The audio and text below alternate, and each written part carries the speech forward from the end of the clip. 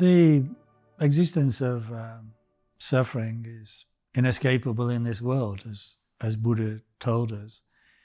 So one might say that almost everybody in the course of their lifetime is going to grieve once, twice, maybe several times, through seeing another person, loved one, suffering, or through the loss of a loved one, or family member, or dear friend.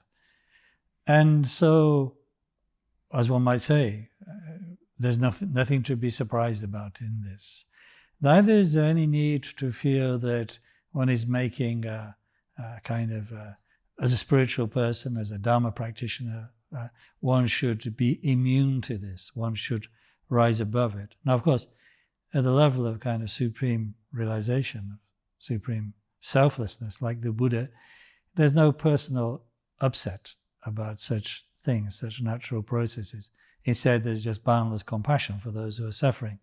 But we as baby Dharma practitioners, so to say, beginner Dharma practitioners, I really think it's important for us to begin from a place of honesty. And that means not to deny our feelings, not to deny our reactions when difficulties like loss come our way.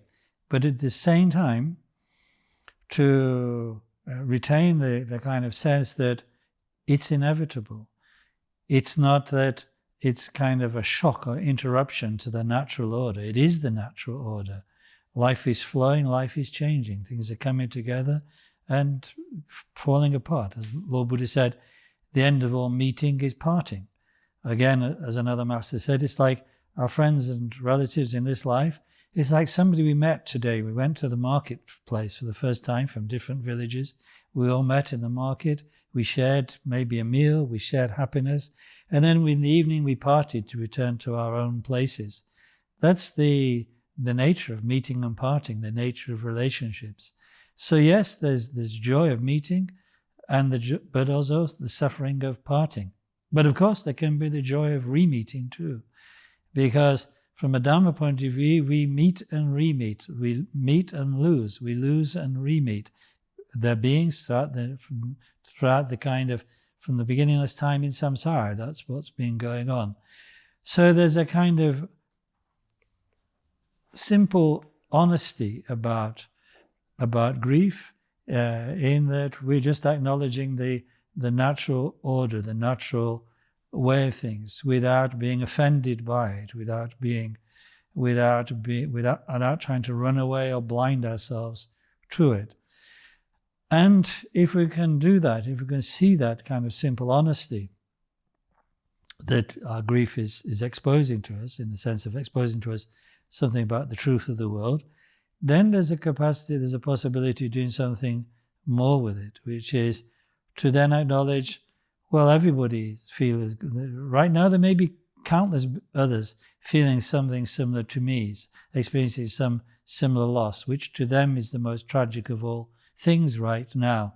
Their heart is beating with the same pain as mine. Their heart is resonating with the same suffering as mine. So shouldn't I bear that in mind? Shouldn't I think about that? That's after all like the story of Buddha when this woman Kisa Gotami came to him carrying the corpse of her dead son, and she wouldn't let it down because she was so obsessed with the grief at the loss of her son. And then Lord Buddha said to her, well, please go, I want you to do this. I want you to go to every family, every house, and every village you can find, and come back, and for each one where they've had a death, come back and tell me. And if you can find one where they've not had a death, come back and tell me. And of course, when she came back, she had to admit to Lord Buddha that in every household, in every family, they'd been affected by loss. And that was the beginning for Kisa Gotami of letting go of the self-inflicted pain she was causing by obsession, by holding on to her grief, as if the universe had personally offended her, as if the universe had personally let her down. So Kisa Gotami got a measure of detachment and kind of understanding through this. But I think we can go further even, because what we can realize is if everybody else has grief, why don't I use mine as a kind of way of training in opening to others' grief? That I can tune in uniquely through my particular circumstance right now, I'm really kind of tuned to the frequency of others' grief. And therefore I can start to respond to their grief as if it's like my own, actually. As if there's no real separation between their grief and mine. So instead of, as it were, just concentrating on trying to remove or overcome mine, I should simultaneously work on removing the grief and suffering that other people who I meet in this situation are feeling. So I enlarge, in a way, the scope of my response. It's not just me and mine now, but it's theirs and what they're experiencing. It's all ours, grief, that I want to respond to, not just mine.